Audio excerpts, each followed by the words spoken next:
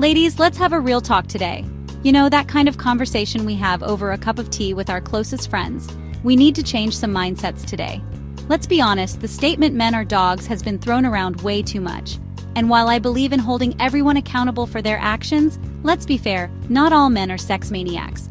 Truth is, men are visual beings, wired differently than us, and sometimes, unintentionally, we might be sending the wrong signals.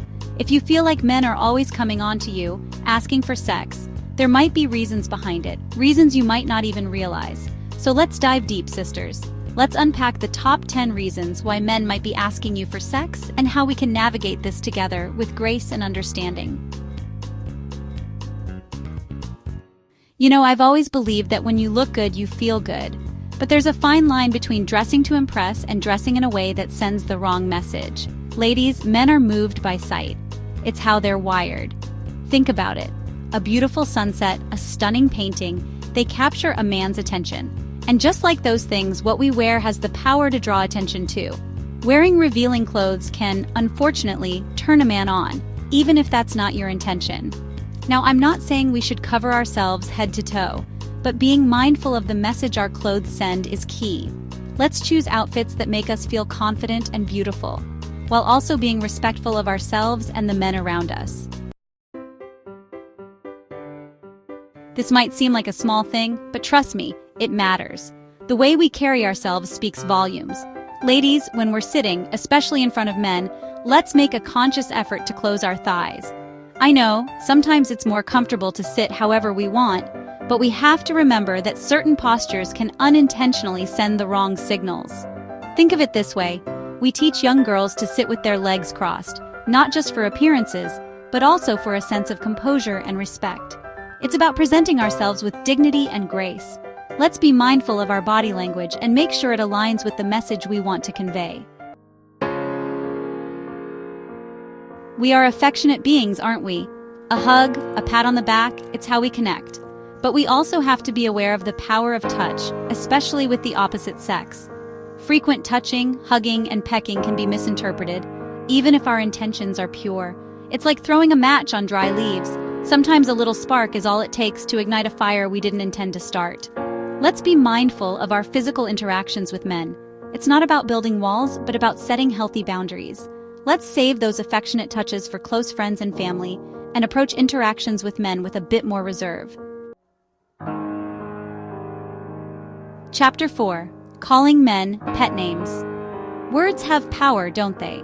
They have the power to uplift, to inspire, and yes, even to mislead. While we might think nothing of using pet names like dear or sweetie casually, we have to remember that these terms often carry romantic connotations. Imagine receiving a letter addressed with such endearment from someone you barely know. It would certainly raise an eyebrow, wouldn't it? Let's be cautious with our words, ladies. Let's choose terms of address that are respectful, friendly, and leave no room for misinterpretation. Chapter 5. You praise men too much. We all love a good compliment, don't we? It feels good to be appreciated, to have our efforts acknowledged. And it's wonderful to uplift the men in our lives with genuine compliments. But there's a difference between sincere appreciation and excessive praise. Overpraising men, showering them with compliments, can sometimes be misconstrued as seeking their attention in a romantic way. It's like baking someone a cake every time you see them. The gesture, while kind, can become overwhelming and send the wrong message. Let's keep our compliments genuine, occasional, and focused on character rather than physical attributes. Chapter 6. You seduce men. Let's be honest with ourselves for a moment, ladies. Have you ever found yourself dressing in a certain way, a little more provocatively, just to see how a man might react? It's almost like a game, isn't it? Seeing if we can turn heads, elicit a response. But here's the thing. Men are naturally wired to be drawn to women. It's in their biology. We don't need to resort to these tactics to gauge their interest. It's like wearing a flashing neon sign. You're bound to get attention, but it might not be the kind of attention you're truly seeking. Let's be confident in who we are, in our natural beauty, and let that be enough. Chapter 7. Social media. It's the modern-day town square, isn't it? A place to connect, to share, to present our best selves. But it's also a space where we need to be mindful of the image we're portraying. Posting provocative pictures, while it might garner likes and comments, can attract the wrong kind of attention. It's like sending a message in a bottle out to sea. You never know who might find it and how they might interpret it. Let's use social media as a platform to share our authentic selves, our passions, our thoughts, without resorting to revealing images. Now, I'm all for romantic settings, candlelit dinners, walks on the beach under the stars. But when it comes to meeting someone new, especially in the early stages of a relationship, it's crucial to choose our meeting places wisely. Avoid meeting in secluded places, dark corners, or anywhere that feels isolated. It's like venturing into unfamiliar territory without a map. You never know what you might encounter. Let's stick to public places, well-lit cafes, bustling parks, where we feel safe and secure. This is a topic close to my heart, ladies. The decision of when to move in with a partner is a big one, a commitment not to be taken lightly. Living with a man before marriage, while it might seem practical or convenient, can often lead to a dynamic where sexual expectations come into play. It's like giving someone the key to your house before you've fully decided if there's someone you trust completely. Let's honor ourselves, our values, and the sanctity of marriage by waiting for a proposal, a true commitment, before taking that step. This, my dear ladies, is about shifting our mindset. It's about understanding that we have the power to command respect, to set the tone for how we want to be treated.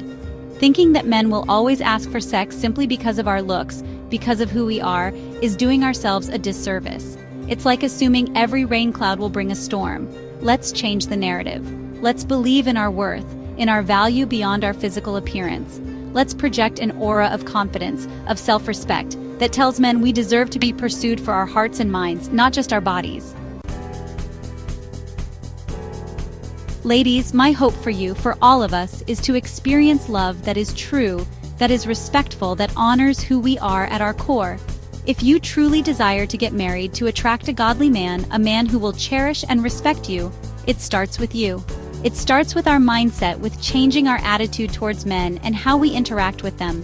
Let's be mindful of what we wear, how we sit, the places we go, and how we behave around men. These small changes can make a world of difference, sending a clear message about the kind of treatment we expect and deserve. Share this message, ladies. Share it with your sisters, your friends, your daughters. Let's empower each other to embrace our worth and create a world where respect and understanding pave the way for true and meaningful connections.